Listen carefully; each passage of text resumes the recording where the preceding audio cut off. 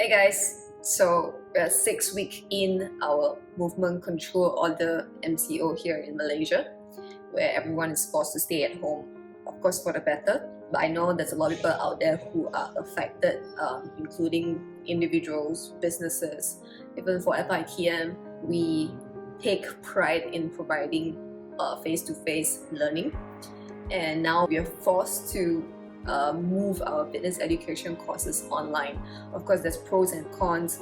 I still can't get used to not being able to interact with my students very much. I feel very handicapped when I'm giving online lessons. And of course, but the good thing is it has made learning way more convenient and also affordable.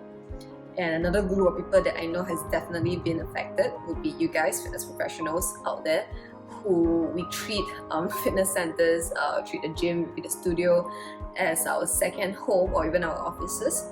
Now that it's forced to close because unfortunately we are non-essential. So if you're a fitness professional watching this video, you might be interested to find out how other fitness professionals are dealing with this situation, because of course this is not something that we're trained to do. It's new. Everyone is trying and adapting and trying to learn how to deal with this situation. So I spoke to a few fitness professionals to find out how the MCO has affected them and how they cope with the situation. So I hope I can share that with you. Is that we no longer have any gym facilities or fitness facilities to conduct our one-to-one PT sessions. That should be, I would say that would be the main source of income, main source of revenue for most fitness trainers. The MCO has obviously affected us greatly, simply because being a fitness professional is such a physically demanding job. We're always on our feet, we're always in the gym, giving personal training sessions, one-on-one sessions, face-to-face, running group classes, which is all about the personal touch, creating the community. Even personally, as a fitness professional, you gotta look the part, you gotta gym to be that, inspiration or the aspiration to your students. And also that is a big challenge. I mean, we're all stuck at home, doing home workouts, and there are limitations to that. As a personal trainer and fitness consultant, I can't train my one-on-one clients anymore. There are some of my scheduled projects and talks that has been stopped at this time being. The MCO is a big deal to us because it essentially means that we got to shut the gym. And we took the decision to close our doors one day before the MCO was announced, because our members were too afraid. They were cancelling classes, so we thought that let's just close instead of waiting for the government to tell us to close. We had a massive party that we were supposed to have the day before the MCO was announced. It was our 6-week challenge finisher party. We had paid the deposit, paid the caterers. The party was to be held at an event space. We had to even call that off. So it was hard to do it, but we had to do it. So it affected us in a huge way, because we can't run our classes anymore. And we used to run up to 12 classes a day in both our studios. That would mean now it's down to 0 classes per day. I'm a personal trainer, so MCO stopped me from training my clients face-to-face. And my clients can't accept online training, so they didn't have their own workout start from MCO until now. Yes. So this is definitely a situation that every single fitness center, whether it's big, small, commercial, boutique, trainer, whether it's freelance or not, group exercise instructors, and we are all in the same situation. And you might think that, well, I've always been an online personal trainer or online coach. Does that mean I'm not being affected? But then I will still need to reprogram and rewrite all my programming, all my workout plans for all my online clients, because they themselves, most of the countries have implemented this lockdown, which means they don't have the gyms to access as well. If I remember correctly, about 6 weeks ago when this whole thing just started, because none of us actually experienced this and we do not know what to expect, and some of us naively thought that it might really last for 2 weeks. So what I see most fitness professionals did was they thought it would be a good idea for their clients to rest, and also for personal trainers to rest, because we've been working really hard. First 几天我是其实我很开心因为我每天都很累，有机会休息可以照样睡睡，然后早上起来，就煮点东西吃啊，然后开始自己 workout， 然后到第5、第6天感觉有点不对路，这样，我想有点想念学生啊，因为我每天都要对他们嘛。然后我 during 那前几天1个礼拜是完全没有联络的，跟那些学生，整个就是很没有 connection 了，没有温度了。And with fitness studios having to close their doors, of course, we can't run classes. So there are a lot of fitness studios who continue to offer classes through Instagram Live, Facebook Live, so that they can get connected with their members. When it first started, I mean, we had to think quick and act quickly, but straight away we decided to use Instagram. I mean, it's the quickest, easiest, most accessible platform out there right now. I think in terms of our target market, I rounded all the trainers up. I mean, it was very, very much, I would say, voluntary. We couldn't guarantee if they were going to get, remunerated as they were before, but everyone was so cooperative, and I think everyone understood that it was totally inevitable. So our instructors were all up for it.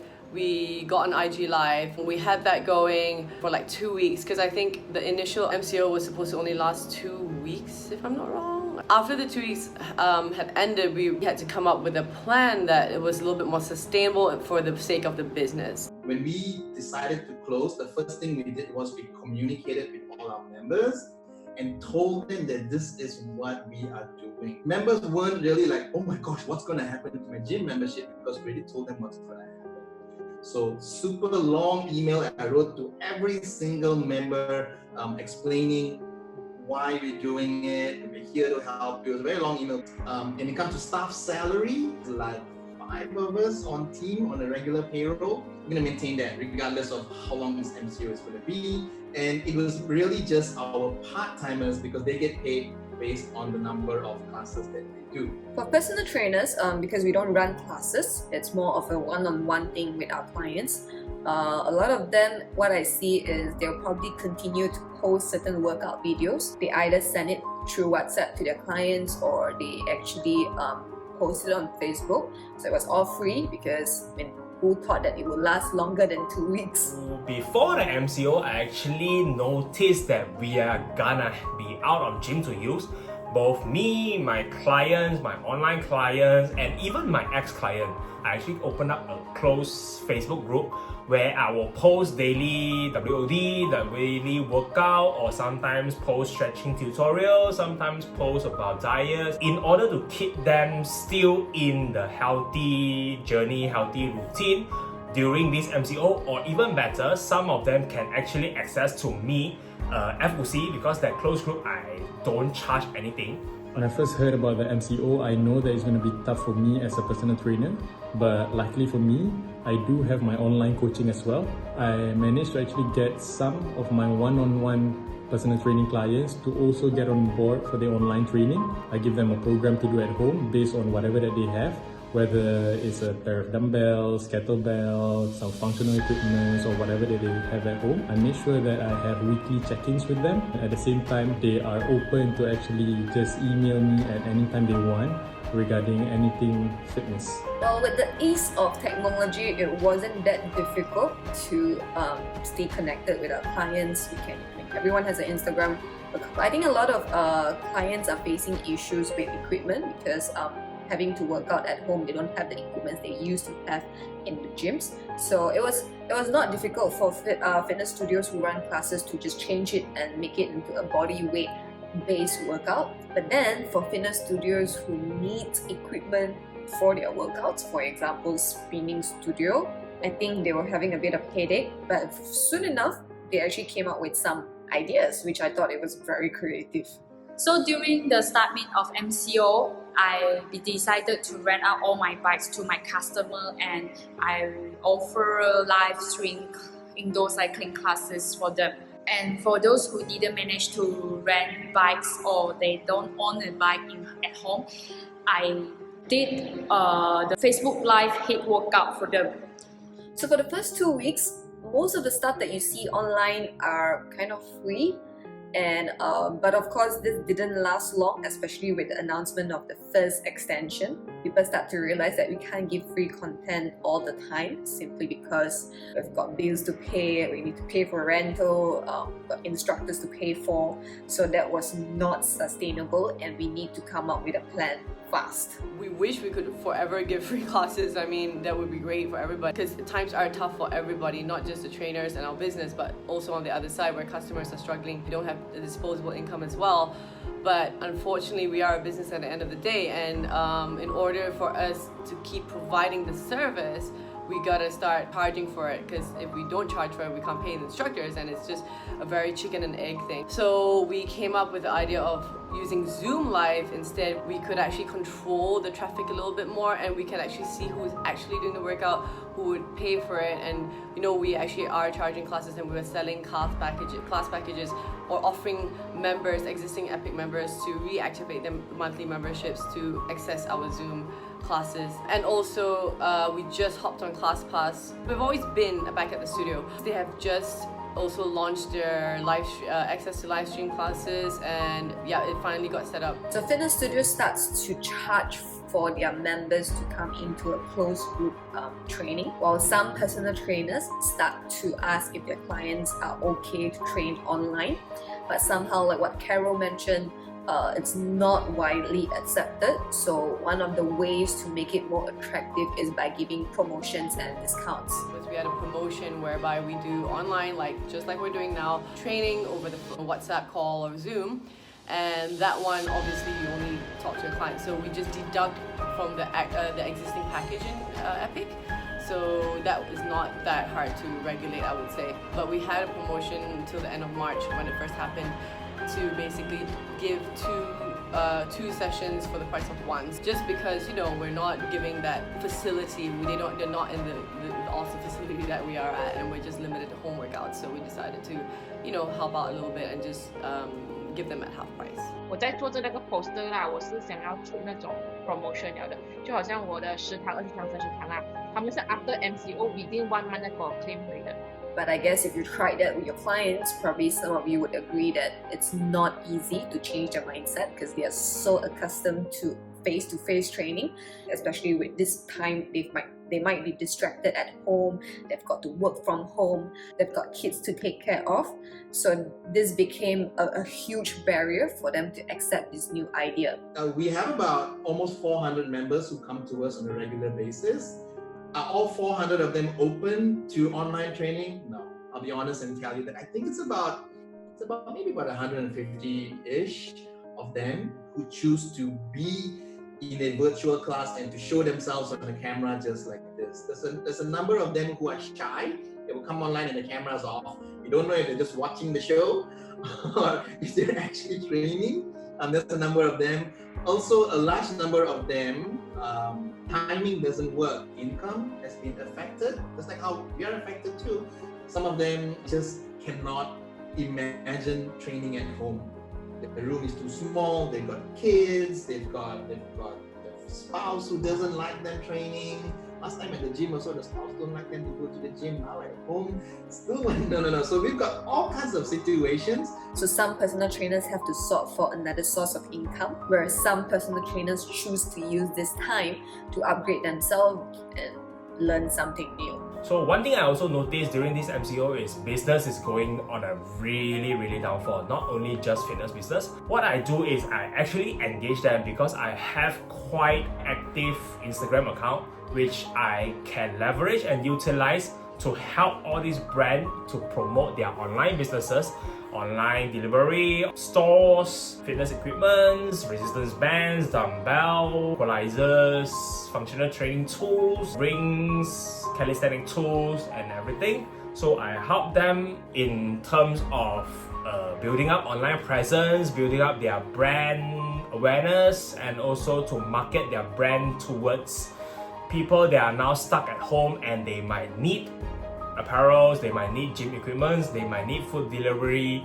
So this is what I help all these online brands in terms of collaboration, and then we have the win-win situation both to the consumer, to me, and also to the brand owners. I also try to study accounting because I have to manage my own business to make my admin and managing staff going smoothly. I also joined a workshop. I have to pay all my attention and focus to study in the areas which I'm totally not familiar with. So if you're watching this video and you haven't started training clients online, you might be wondering how easy is it or how difficult is it to train your clients online? I honestly think IG Live has better visual quality and sound qualities because Zoom is actually made more for video conferencing and they kind of muffle like the background music, and even if I try to change the setting, it's still not great. But it's the only way we can do to regulate the number of people and the people coming to class, and we can actually do proper head counts and we can actually know how much income we're getting and all that. It's a lot more accurate that way. So for the indoor cycling class side, it's already 5th week from starting MCO until now. They only report the problem to me, which is the stable of the line, which make the movement in the videos is lagging. Other than that, they already get used to it. Actually, I'm quite surprising I can run the live stream class so successful. I would say it's not a change. One-to-one PT and also online coaching will still have its demand after this MCO, I would say. People still need trainers to teach them how to squat, to teach them how to get to their fitness goal, to help them to write the programs and help them to motivate them and to guide them towards their fitness goals. Since the awareness has already been built during this MCO, that people can actually learn how to workout online. Online education will be in a rise after this MCO because now we are all stuck at home. The market, the community are forced to go online to learn all the even fitness, not only just fitness, anything. I think that the landscape of fitness in Malaysia will definitely be changed, and I don't think it's just going to be here, it's going to be the whole world as well. As personal trainer, you will definitely have lesser human interaction between you and your client during or after the session. So that means there might not be any more high fives. You need to make sure that you change the way you coach in terms of coaching kinesthetic awareness, where you might need a bit of human touch to actually get the clients to understand the movement. One thing that I know for sure, the SOPs are going to be stricter in the gym for both personal trainer and also the business owners. Realistically, I think that we can no longer pack 16 people in class anymore. It's probably going to be half of that. We're probably going to have a bigger gap between our group classes. So last time we would do back-to-back with 15 minutes gap for all our morning classes. Maybe now we need a 1 hour gap so people can come in and go out and leave and let the next 7 people come into class. We may need to run more classes because we've got only 8 people in the class now compared to 16. So it's going to be very different, but we'll see what happens when it comes out and how it's going to be. I expect a lot of members as well to be wanting to just stay at home first, still want to do the online classes, so which is great. So we're going to have the online classes still running, and we're going to have something going on in the gym. I'm not sure what. I don't think it would have changed anything permanently. I think once the gym opens again, we go back to where we were. It will be great. I think everyone will come back very well rested, just bursting full of energy to like get going again. I think our members are just dying to come back to the gym as well. They're just like, oh my god, I can't wait till the gym opens again. I can't wait to come back to Epic. It's literally like, I wouldn't say it's like a second home for a lot of them and our first home for a lot of us too. You know, we probably spend more time in Epic than our home homes. So I would say that if you're a fitness professional and you're watching this video, if you already found yourself a solution, I hope you can share with us what you've done so that we can support each other, like other fitness professionals out there who are out of hand in terms of what they should do and how should they handle this situation. I hope you can share what you've done with your training, with your business model, so we all can refer to what has been done and what is successful. If you haven't found yourself a solution that works for you and you're not sure about this whole situation, I hope after you watch this video, you know that you're not alone. With everything moving online, I know that one of the biggest enemy is free content out there that people can get from like Instagram or YouTube, and even people who are running free classes. Well, I think the fitness industry needs to realize that we work and we deliver a service to our clients, and there's no shame and no harm in asking for payment. No business can survive by doing work for free. Cannot. And if your clients get value from your service and they enjoy your service and you are helping them, therefore you are at a position to be able to charge. That's something that I hope all of you would start to realize, is that being a fitness professional, whether it's online or offline, our role has always been more than just teaching exercises and leading workouts. You have always played an important role in your client's life. You're a coach, an inspiration, and also their biggest supporter in terms of helping them to achieve their goal. And to be fair, Instagram and YouTube free content has always been there since day one.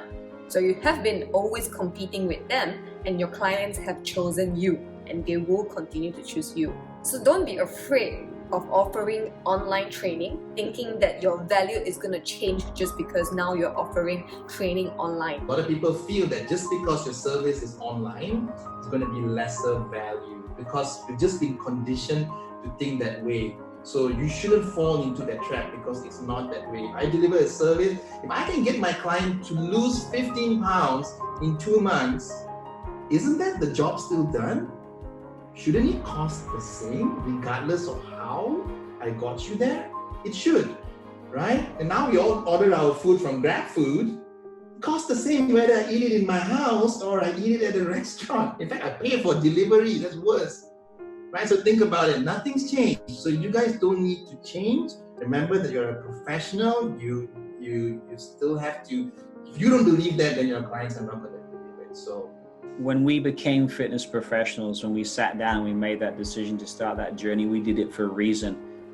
All the evidence, everything that we're seeing out there says now more than ever, people need to be active, people need to be healthy, people need that connection. And I would just ask that continue to think about that, think about the situations that you were in, and think about how it would feel if someone could help you increase your health, be more active in your current environment. That hasn't changed. In fact, it's become more important. So we want to continue to do that. We at the American Countess Exercise, want you to be part of this movement that we're going to continue with.